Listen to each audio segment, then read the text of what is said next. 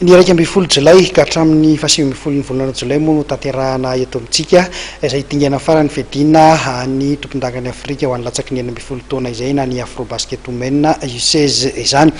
Eo amin'ny taranja karaté mandalo eto Madagasikara amin'izao fotoana izao ny Rafael Ortega izay isan'ny tepana mainty hita midanina eo amin'ny taranja karaté ity izay mitondra ny traikevany mampiofana ireo mpikatroka malagasy sy ireo mpitsara malagasy mba ho afaka hitsara amin'ireny sehatra iraisam-pirenena ireny. Ny voalohany aloha dia ny mba ho araka tsara ny zava-misy eo amin'ny fomba fitsarana amin'ny ankapobeny mihitsy zany izay miofo amin'ny fédération iraisam-pirenena. Ndraiky io no izy tena manam-pahaizana amin'io dia zay ny tena mahafarana azy ary tombontsoa be hoantsika satria izy dia tena iadina mafy azo azy. Tamin'ny heritaona izy ny tokony ho avy kanefany zao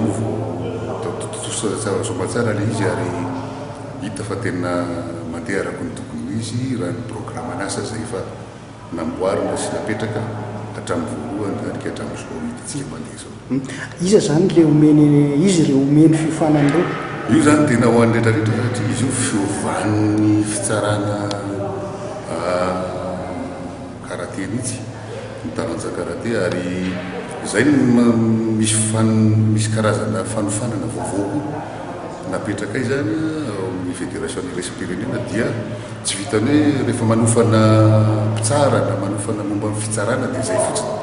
fa tena ao daholo mihitsy ny resaka ara-teknika amin'ny karaté azy zany. Zay zao natao hatry mahasy ny any dia androany manao resaka karazana teoria miaraka amin'ny vidéo projecteur sy ny zavatra rehetra fanazavana rehetra dia manao karazana testa kely zany io androany io dia mitoy mbola mitorapitsy moa izy fa ny zava-dehibe amin'izy zany dia hoe maharaka ny zava-misy eny fa manana mpitsara iraisam-pirenena tsika zao anakoa tena koratao anatin'ny fédération iraisam-pirenena fa hafa ihany zany tonga tia amitsika mihitsy Madagasikara le olona mahain'le izy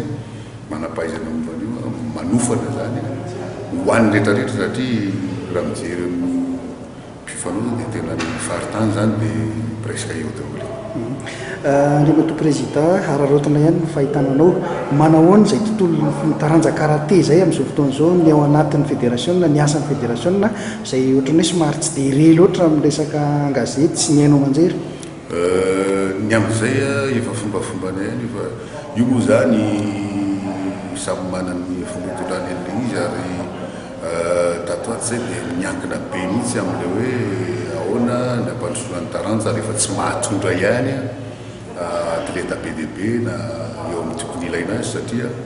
ny taranja anankiray dia tsy afaka andeha ilana izy satria rehefa tsy manana ianao mpitsara iraisam-pirenena rehefa tsy manana ianao coach iraisam-pirenena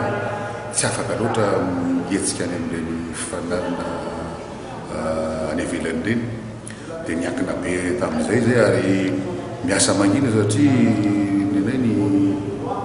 ny fédération dia tsy nitsahatra mihitsy hatramin'izay fa misy foana karazana fanazarantena isan-kerinandro atao hoe entraînement fédéral na ny any faritra koa dia manao an'izay fa ny tena anankiray koa dia ohatra zao zay efa elany nanomboka manao regroupement ho an'ny cadet junior senior manao préparation ny resaka championnat d'Afrique sy ny jeux africains ary ny championnat du monde cadet junior fa tsy hoe tsy miteny zahay fa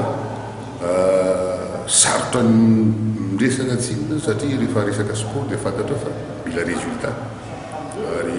fantatra reo tsara amin'eny amanjery fa ny taranja karaté dia anisan'ny taranja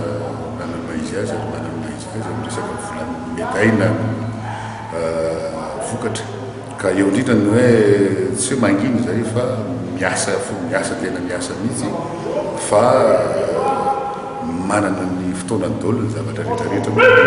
tahaka ny zavatra rehetrarehetra ihany fa ny zavatra zany zao dia hoe miezaka mihitsy aloha na misy etomanana na tsy misy etomanana dia mikarakara ny ankizy mba ho vonona trany amin'ny zavatra izay atrehana rehetra. Raha fariparitana raha ny fandaharam-potoana